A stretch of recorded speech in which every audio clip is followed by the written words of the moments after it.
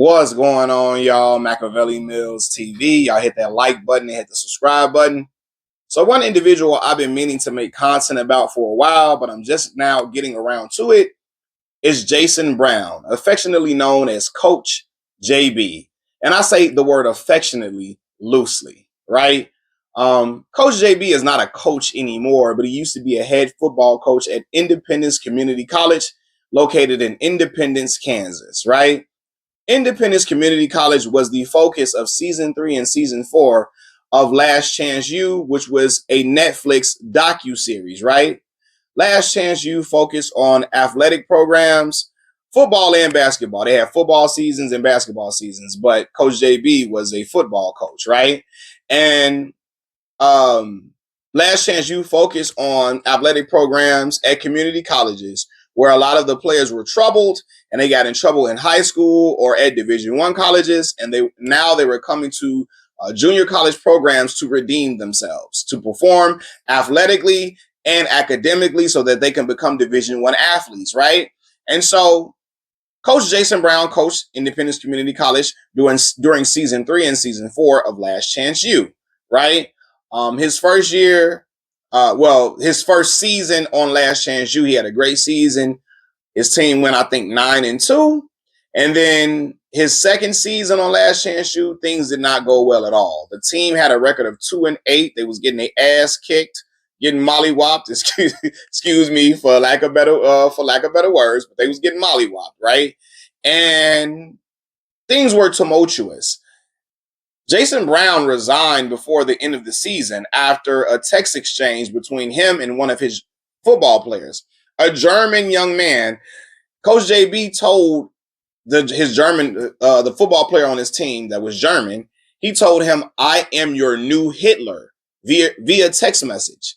The text message chain got put out. The player told on JB, and JB knew he was in trouble, so he resigned. Right? Yes, I'm going to repeat that. Jason Brown told his German football player, "I am your new Hitler." Like that shit was okay. And he knew he was in trouble, and so he got up out of there, right? But since leaving Independence Community College and leaving the Last Chance U world, he's now become a talking pundit, a sports pundit, via Jason Whitlock. Jason Whitlock was the one that kind of put him back into the limelight. And he's been around Steve Kim and individuals like that, but he's often on Jason Whitlock's show, and he has his own YouTube channel that he runs and operates. One of his pals, Big Smitty, who I've been told is a big buck dancer. You know what I mean? Anyway, he has his own YouTube platform. And when I watch him, man, Jason Brown, he is an interesting character to say the least. But to me, he's a big goofball. And I suspect that he is a white supremacist. Why do I suspect that? One, if you look at the comment section of Jason Brown's videos, look who's in his comment section. A whole bunch of anti-black racists, MAGA supporting racists.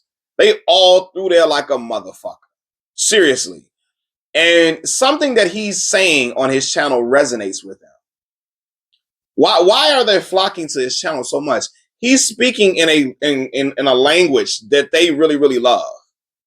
He's saying something to them. He has a calling card for them. Because why are they flocking to his channel all in the comment section? Why do y'all see white supremacists through my damn comment section? Absolutely not. I am a black brother they would despise. Because they know I'm on code as a black man. They know I do not fuck with nothing that they speaking about, and I don't side with them on any type of topics for real. I really don't. They know I am not their friend. They know I don't speak a language that is appealing to them at all.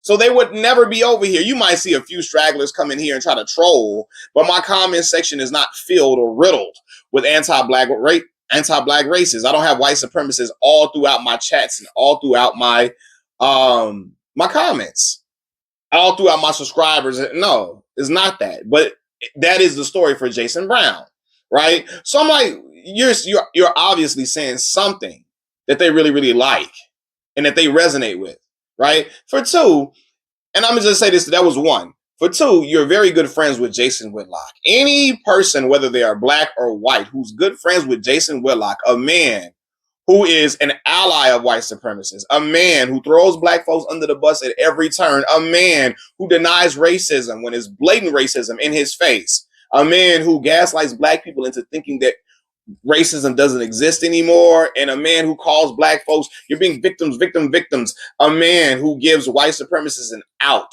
for being racist all the time.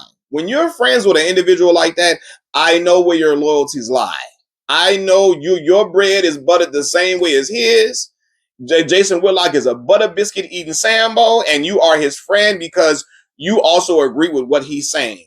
So the fact that Jason Brown is, or Coach JB is friends with Jason Whitlock, that tells me everything I need to know already. So I feel like my suspicions of him being a white supremacist or anti-black racist are true, in my opinion, right? We're going to say allegedly for YouTube purposes, because sometimes brothers like to sue. So allegedly, you know what I mean? But I feel like he might be an alleged white supremacist. But anyway, then this is a lot of, because I know somebody, and I know people are going to watch this video and say, well, how the hell could Coach JB be racist when he coaches black kids? He's gotten a lot of black kids some scholarships at his program when he was at Independence Community College. And I said, well, the same way George Karl coached a lot of black players all throughout his lifetime, and he was he is racist as fuck. And some of the people closest to him will tell you that. Yeah, he's going to coach black players because a lot of the times in a lot of these sports like basketball and football, the black players are the best players, and they want the best chance to win so they can make more money and more money and more money and keep climbing the financial ladder. So yeah, Coach JB coached black kids, but listen, he's trying to make that paper. For real. Let's be for real, man. So I'm not wild at, he coached black kids so he can't be racist. Man, listen. He was trying to win so he can make a name for himself and get to some more money. So whatever. But then when I look at Coach JB's personality, right? It's a lot of smoke and mirrors to him. He thinks he is the most masculine man in the room because he curses a lot. And, he talk in a way that he feels like can resonate with black folks, right? I remember watching this clip of Coach JB. It was a video of him showing all the crazy clips of him at Last Chance U. And somebody left a comment and said something like, that's a brother in JB's body. JB white, but he's a brother. He's a brother at heart. And I said, absolutely not. Absolutely not. Just because he says homeboy, homeboy, homie, homeboy, and he curses a lot, I don't give a fuck how much he does that. He's a white man. I'm sorry. That don't make you black. That you curse and you say homeboy, homie, and the fact that you're from Compton, that you're a white boy from Compton does not make you black at all. JB don't know what it's like to walk around in black skin, to live as a black man a day in his life. I don't care if he lived in Compton. Who cares? He's still a white man at the end of the day. So to act like he's a brother now, no, you're not. You're not. And I would say that about anybody. I don't care if you lived amongst black folks, all of that, you still white. So all of that, that's ridiculous babble to me, calling him a brother because he curses a lot. But JB thinks that him cursing a lot and saying homeboy, homie, and telling everybody he's from Compton, homeboy, homie, you're a mark, homeboy, all that. He think that shit make him super masculine as fucking. It does not. It doesn't. I know a lot of dudes, because I'm from the south side of Chicago, born and raised, still out here on the south side of Chicago.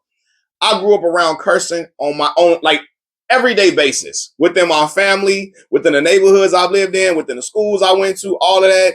I grew up around cursing. You could hear it every single day. And I knew a lot of dudes that cursed and they had a big loud bravado and poked their chest out and then smoked cigars and they tried to act like they were real men. And a lot of them dudes was hoes. They had a lot of hoe shit up in them. For real. They cursed a lot. They talked loud. They smoked cigars like Coach JB does. They talked about how they were this and that, and they poked their chest out, and I'm a man's man. How many, all that shit, doing all of that. And at the end of the day, they was hoes in real life. They had a lot of bitch shit up in them. So that does not appeal to me, that you do a lot of cursing. And Coach JB does a lot of cursing, and he says homeboy and homie, and he hollers out that he's from Compton. That does not make you masculine to me at all. Again, it's some dudes I knew in Chicago that did all of that, and a lot of them still was goofies. A lot of them still had a lot of whole shit up in them. They still was punks at the end of the day. So that don't make him tough to me. That don't make him a real man. Especially when I remember watching Last Chance U, and the little short black coach that he had on his coaching staff jumped at JB. And JB flinched up. JB looked like he was nervous that that his assistant coach was gonna knock him out. That his coach on the staff was gonna whoop him. JB was nervous, right? So all of that hollering and cussing and all that don't make you tough, and don't make you have this tough dude. I'm a man's man, homie. You know, all that old shit that Judge Joe Brown be talking. Back in my day, we were tough. I wouldn't call him a racist. I wouldn't call Charlie Kirk. This Judge Joe Brown, y'all. I wouldn't call Charlie Kirk a racist. I wouldn't call him that. Back in my day, we played the Dozens, and I'm from Memphis, Tennessee, and we were tough. Back in my day, we were tough. We were men. We were men's men, and we was tough. We was rugged, and we was tough, and we was tough like cowboys and Walker, Texas Ranger. We were like Chuck Norris, and you know, I wouldn't call nobody no racist because we was tough, and we were real men's men. That's that shit JB be preaching on his channel. Back in my day, homie, we were tough, homie, we were doing this, homie, and homie, we were tough, we were rugged, we were tough. I'm from Compton, homie, I'm from Compton. JB get his ass whooped. A lot of play. He would have got his head cracked. All that shit. I mean, he think that make him black too. You know, I'm gonna say it too for him. He think a lot of that make him a part of the black community. I don't care how much black vagina he partakes in, and I don't think he really getting a lot of black vagina because Coach JB, his ass is a funny looking character. You hear me? And his ass runs. and let me stop. I remember I seen the clip of him racing a player. That motherfucker was running like goddamn Humpty Dumpty the way he was running. I'm like, God, what's wrong with this brother? But anyway, I don't think Coach JB get a whole lot of it. Coach JB would talk, and the way he talked, he would make it seem like he get more sex than anything in the world. And, well, who you freaking? Who fucking you, JB? I got to see. I got to see who laying up in bed with you. Cause goddamn. And I know somebody gonna say, "Why are you worried about who that man sleep with?" Brothers that talk that shit like that and poke their chest out, your ass out here sleeping with shorties that look like goddamn Flavor Flav sister. God damn it, that shit don't count. Broad out here looking like looking burnt up. Burn up broad with bald mouth heifers. He out here messing with bald mouth heifers and think he a pimp and think he the biggest Mac in the world. Knock it off. But anyway, yeah, a lot of that cussing and I'm from Compton, homeboy. He think that make him black too. I promise you, if JB was a Polynesian, he would say the N-word left and right. I bet you he would. Because in California, a lot of Polynesians, from my understanding, be saying the N-word a lot in California. And he from Compton. He want to be Polynesian so he can say the N-word. Or he wish he could be black. He might be saying it in the confines of his own friend groups. He just don't want to say it publicly because he know what could come from that. But JB want to be black, so he or want to be Polynesian, so he can say so. So if he was Polynesian, he would say it because a lot of times Polynesians be getting away with saying it in California. And I don't mean no disrespect to nobody in Cali when I say this, but I just, I remember I went to school with a girl that was from Riverside, California, and she was saying the N-word. She was Polynesian and she was a little bit Hispanic. And I remember my black homegirl checked her and told her she not black. Why is she saying the N-word? And her response is, "I'm sorry, I'm from California. This is how we do." That's what she said. Now, I know there's some people in California that would check that shit for real. But it's a lot of folks, a lot of times in California, they feel like because the Polynesians grow up with them, and, some Hispanics grew up with them, that they got the pass to say the N-word left and right.